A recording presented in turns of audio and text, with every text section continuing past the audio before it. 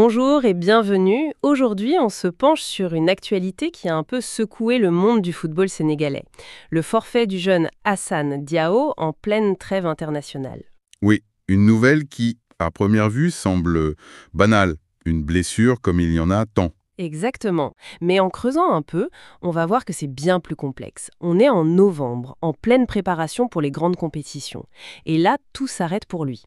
Et pour comprendre ce qui se joue, on a une source, une seule, mais elle est très riche, c'est le communiqué officiel de son club COM. Notre but, c'est de décortiquer ce texte. Qu'est-ce qu'il nous dit vraiment sur la blessure, sur la relation entre le club et la sélection? Surtout que le contexte est assez tendu. On ne parle pas de n'importe quelle équipe, là. Ah non. C'est le Sénégal, champion d'Afrique en titre.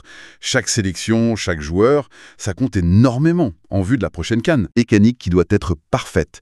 Ce communiqué, c'est une pièce maîtresse pour comprendre l'impact de tout ça. Alors, allons-y, posons les faits. Le communiqué du club, il dit quoi, concrètement, sur les circonstances? Alors, au début, c'est très factuel, très clinique. On apprend que la blessure est arrivée pendant un entraînement avec le Sénégal. Le joueur a ressenti une gêne. C'est le mot classique, celui qui allume tous les voyants. Voilà. Et donc, retour immédiat en Italie pour des examens. C'est le protocole standard. Mais le fait de communiquer dessus officiellement si vite, ça montre déjà une volonté de contrôler l'histoire. De maîtriser le narratif, comme on dit. Absolument. Et cette maîtrise, elle passe par le choix des mots. Et là, ça devient intéressant. Parce qu'il ne s'arrête pas au mot gêne. Non, il donne un diagnostic précis, je cite, « légère lésion du biceps fémoral de la cuisse gauche ». Chaque mot est important. Et j'imagine que le mot-clé ici, c'est « légère », pour rassurer. C'est ça. Légère, c'est le mot pour le grand public. Pour les supporters, pour les médias, c'est pour dire « calmez-vous, c'est pas la fin du monde ». Mais pour un staff médical, une lésion du biceps fémoral, même légère, j'imagine que ça sonne pas pareil. Ah, c'est tout le paradoxe. Pour un pro, c'est un drapeau rouge. On parle des ischio-jambiers, c'est la hantise des footballeurs. La zone des récidives, exactement. Le risque de rechute est énorme. Donc le mot légère est là pour la façade, mais les mots biceps fémoral sont un message pour les initiés qui dit prudence maximale. C'est une communication à double sens, tu vois. D'accord, c'est très clair. Le diagnostic est posé, rassurant en surface, mais alarmant en profondeur. Et après, comment le club présente la suite? Là aussi, tout est sous contrôle. On nous dit que Diao a déjà entamé son traitement. Ça montre qu'ils sont réactifs, efficaces, on perd pas de temps. Voilà, et qu'il sera suivi de près.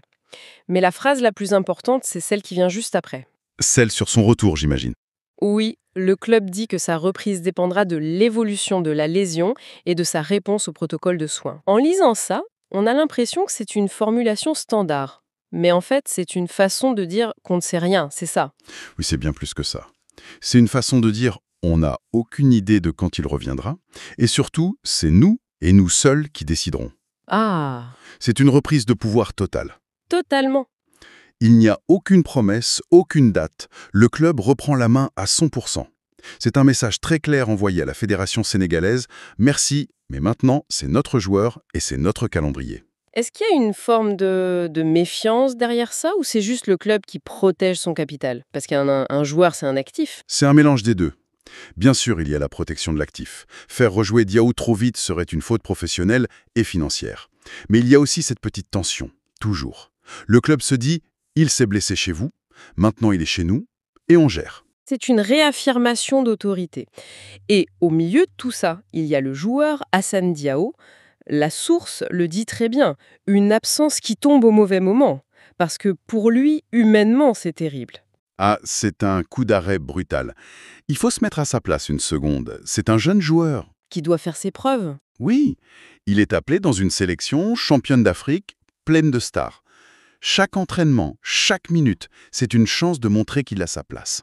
La source dit qu'il espérait gagner en continuité avec les Lions. C'est exactement ça. Il voulait s'installer. Voilà, il voulait transformer l'invitation en habitude. Et là, paf, la blessure lui enlève cette chance. Pendant que les autres sont sur le terrain et marquent des points auprès du sélectionneur, lui, il est à l'infirmerie. C'est la double peine. La douleur physique, mais aussi la douleur de voir le train continuer sans lui. Surtout que la concurrence à son poste doit être... Féroce. Le mot est faible. C'était une audition pour lui, cette trêve. Une audition manquée. Et ça sème le doute dans la tête du sélectionneur. Est-ce que je peux compter sur lui pour la CAN? Est-ce qu'il sera vraiment à 100%? Et du coup, le staff sénégalais, il fait quoi? Il attend? C'est ça.